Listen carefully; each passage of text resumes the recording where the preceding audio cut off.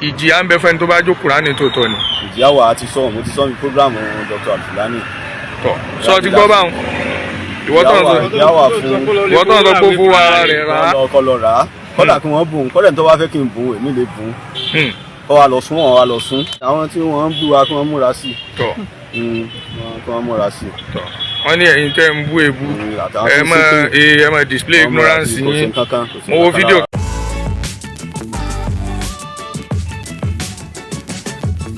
Mo kí gbogbo wa tí à ń wò wá wípé àkàrọ̀ fún gbogbo àwọn tá a jẹ́ ọmọ ìyá wa nínú Islam ọ̀sán pé assalamu alaikum wa rahmatullahi wa barakatuhu. Wa alaikum salam wa rahmatullahi wa barakatuhu. Ní magistrate court lónìí ìgbẹ́jọ́ méjì ló wáyé. Alákọ̀ọ́kọ́ ni ti Ìyá Ọ̀ṣun ti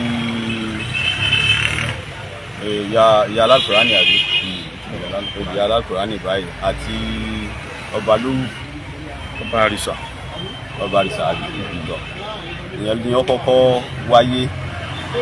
Ìyẹn la ní ká tọ́jú yẹn la ní kí wọ́n kọ́ pé torí pé a fẹ́ withdraw rẹ̀ ni ìgbà táwọn ti tọrọ àforíjìn lọ́wọ́ àwọn tí wọ́n ṣẹ̀ sí wọ́n sì ti kọ lẹ́tà so ní last date mi ìrántí date yẹn náà ló yẹ kí a ti withdraw kéèsì títí wọn but kóòtù ní pé àbí kí lọ́ọ̀yà kọ lẹ́tà wá kọ́ wà ní rẹ́kọ́ọ̀dù òun pé a withdraw kéèsì lẹ́tà yẹn ti wá rẹ́dì ní òní and gẹ́gẹ́ bí counsel gẹ́gẹ́ bí lọ́ọ̀yà tó yẹ pé àwa kàn ń ṣojú fún àwọn tó pẹjọ́ ní bàbá Òkútagídí a lè sọ̀rọ̀ níwájú kóòtù kí kóòtù ọkàn mọ̀ pa wá kì í sì ń sọ pé àwọn ọlọ́pàá ni wọ́n handle yẹn ọlọ́pàá náà la gbé lẹ́tà ọ̀hún fún. Àmọ́ lórí ẹjọ́ ti Tani Olohun lónìí fẹ́ ti sọ̀rọ̀ tẹ́yìn ọjọ́ sojú àwọn ikọ̀ wo ló pe Tani Olohun lẹ́jọ́. ń bọ̀ wá bẹ̀ ni tó mọ fẹ́ tó àkàǹkà sílẹ̀ kan náà ni so àti wá withdraw ti Ìyá Ọ̀ṣun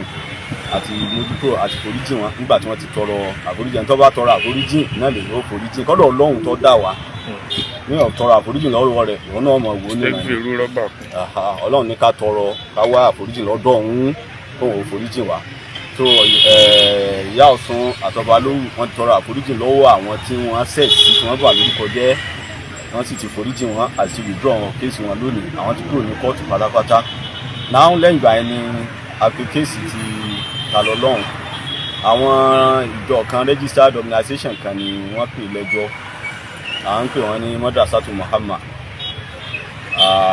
àwọn ni wọ́n pè lẹ́jọ́ fún ti ọ̀rọ̀ Alquran tó dáná sun tí Professor Ali Agan jẹ́ ọ̀gá wọn tó jẹ́ founder ọ̀gá àwọn ni wọ́n pè ẹjọ́ ti tòní tó asat àná àbíjẹta ni wọ́n pè ní àwọn lọ́yàsì yòókù ni pé Tani Olohun ò gba sáfíìsì tí ẹni ìwé kóòtù tí wọ́n lọ fún ní correctional service tó wà so ìgbà tá a dé kóòtù lónìí Ọlọ́run ní kí lọ́yà báńkì ó dúró fún torí pé nígbà tí ọgbà yẹn tí kóòtù sì ti wọ́ọ̀nù rẹ̀ ní ìjọ àkọ́kọ́ ti àfàwà làbíì pé gbogbo ìwé tí wọ́n bá mú wá kì í sàṣì pé ìwé ọmọ agúnyàn ọ̀sàgbà ó sì pé lọ́yà rẹ̀ ó fún un ni kóòtù bá sọ̀rọ̀ yẹn síbẹ̀ kò gba eléyìí àṣàṣàrò ní pẹ̀lú lọ́yà rẹ̀ lọ́yà Adémọ́lá Banks pé báyìí lọ́yẹ̀ kó lọ báyìí kọ́ lọ́yẹ̀ kọ́ lọ at the end of the day wọ́n ti adjourn sí 14 tó jẹ́ ẹjọ́ mẹ́jọ torí pé 14 yẹn òun náà ní ti àfàlà níbi òun come up wọ́n ti wá sọ pé tó bá dijọ́ òun kí ni tí ọba ṣẹlẹ̀ lórí pé afúnníwèé kọ́ gbà ọgbà ká máa wá sọ yorùbá èmi àti lọ́yà Adémọ́lá Banks náà lájọ agree sí 14 tó ṣe pé wọ́n gbé wá síbẹ̀síbẹ̀ kóòtù wọ́dà fún reproduction warrant fún eléyìí náà lọ́tọ̀.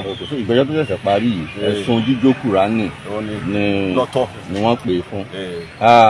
Ìbéèrè ẹlẹ́kẹ̀ẹ́ta ni wípé èmi rò wípé láyìngbà àwọn ìgbà tí wọ́n ti ń bẹ̀bẹ̀ wọ́n bẹ àwọn àfáà wọ́n bẹ àwọn ẹgbẹ́ tọ̀rọ̀ kàn èmi rò pé ohun tó ń lọ lọ́wọ́ báyìí ni amicable settlement àwọn olóyìnbó ṣe pé àmọ́ ó jẹ́ ìyàlẹ́nu nígbà tá a tó rí wípé ìgbẹ́jọ́ ẹlẹ́ẹ̀kẹrin ló tó dìde sí i kí ni ohun tó ń ṣẹlẹ̀ àti kí lẹ lè sọ sí ọ̀rọ̀ yìí sá. níṣẹ́ rí èyí kankan bẹ tí ò yé àwọn èèyàn nípa ọ̀rọ̀ kóòtù mo lọ bá nǹkan láàárọ̀ yìí pé lọ́ọ̀ yàtọ̀ sí lọ́jíìkì wípé ọgbọ́n orí lọ́ọ̀ òṣìṣẹ́ níbi pé bí èmi ọba ṣe rí ọ̀rọ̀ níbi bí ẹ̀yin ọba ṣe rí ọ̀rọ̀ níbi bí àwọn bàbá wa ń ṣàkámọ́ ọba ṣe rí no law ti wà tó kálukú ní ọ̀wá sẹ́ẹ̀tì ọpọlọ rẹ̀ pẹ̀lú law èsì pé law láwàá yí padà fún logic nígbà bó ṣe yẹ kó rí nìyí kọ́ so issue ti settlement yẹn ó ti wà ń bẹ̀ láti on 23rd October tí wọ́n ti rèsì rẹ̀ but up till now àwọn ò tí ì gbọ́ nǹkan kan láti ṣáìdì ta lọ lọ́hùn lórí ọ̀rọ̀ settlement ilé mi tí mo ṣe ń bá yín sọ̀rọ̀ yìí ìgbà tí wọ́n á confam pé excuse me bàbá olúwo ti dé lẹ́tà apology wọn tí wọ́n kọ fúnra wọn àti tí lọ́ọ̀yà wọn kọ lé ó ti wà lọ́wọ́ mi tí mo ṣe ń bá sọ̀rọ̀ yìí wọ́n ti fún mi láàárọ̀ yìí àárọ̀ tòní tá à ń jọ ń sọ̀rọ̀ síra wa yìí tí wọ́n sẹ́yìn pé àwọn ti ṣègbésẹ̀ nìyẹn. lọ́rọ̀ kan lẹ́tà apology ti Tani Olohun kò tí ì dọ́dọ̀ wa tó wọn àti ìṣègbésẹ̀ kankan. òun ló fà á tí àwọn. tó tí ọba ti ṣe apology látọ̀dọ̀ rẹ̀ ní tó defame personally ló gbọ́dọ̀ apologize kí gbogbo ayé ọmọ báyàn bẹ̀bẹ̀ because you need to be very careful gbogbo ayé ọmọ báyàn bẹ̀bẹ̀ kò dàbí kóhùn gangan fúnra rẹ̀ kó ṣetán láti bẹ̀bẹ̀ àbí kó bẹ̀bẹ̀ torí pé gbogbo àwa tá à ń bá bẹ̀bẹ̀ yìí nísìn ó lè jáde kó lóun ọ̀ràn wa ń sẹ́ tàbá ti wá withdraw kéèsì kí ni kó jẹ́ fèètì táwọn èèyàn wa. ẹni pé tí ò bá tètè bẹ̀bẹ̀ báyìí náà ó ṣeé ṣe kí kéèsì tó ń di 5. tí táwọn míì bá tún pè wá àtọ̀ àwọn dá wọn lóhùn iṣẹ́ tí wàá táwọn á ń ṣe nìyẹn táàsì ti ṣe fún over 20 years I think I've been on this job for 23 years. ẹ bá wa dá orúkọ yín lẹ́ẹ̀kan sí fáwọn ará rẹ̀. orúkọ mi ni US imam tí mo jẹ́ olórí ikọ̀ agbẹjọ́rò fún àwọn ògo Ìlọrin bàbá wa Òkútagidi. olórí ikọ̀ agbẹjọ́rò àwọn olùpẹ̀jọ́. olùpẹ̀jọ́ lẹ́gbẹ̀ẹ́ mi ni barrister SH Bayero BL Shafi akọ̀ tó bíi márùn-ún ta àbí àǹkọ́tù àmọ́ àwọn yòókù àwọn mi ti ní engagement mi. àbí òfin ìjọba ni àtúgbò yẹn lẹ́nu rẹ̀. Alhamdulillah Rabbil Alamin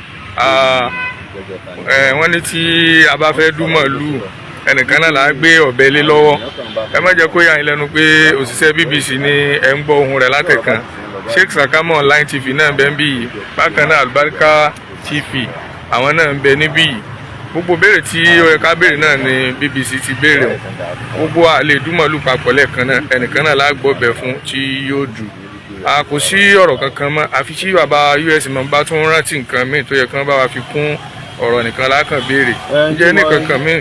àwọn tí wọ́n ń bú wa kí wọ́n múra sí i. tọ́ kí wọ́n múra sí i. tọ́ wọ́n ní ẹ̀yin tẹ́ ń bú èébú ẹ máa display ignorance yín mo wo fídíò kan lálẹ́ àná tí ẹnìkan sọ wípé ní lọ́n fi kéèsì ìwé kéèsì Saguru Maraji so irú ẹnìyẹn nísìnyí báyìí ó dàbí pé gẹ́gẹ́ bí lọ́ọ̀yà tó wà lérí prógámù Sheikh Alfulani lánàá ti sọ ní pé nǹkan ò yé ènìyàn ọ̀tọ̀ ní kéèyàn lọ léèwé ọ̀tọ̀ ní kéèyàn mọ òfin. ó tó àti rí ọ̀pọ̀lọpọ̀ èèyàn ìtẹ́rù tẹ́ ti bọ́gbọ́n ìtẹ́rù bá ń bẹ̀ yóò disappoint mi.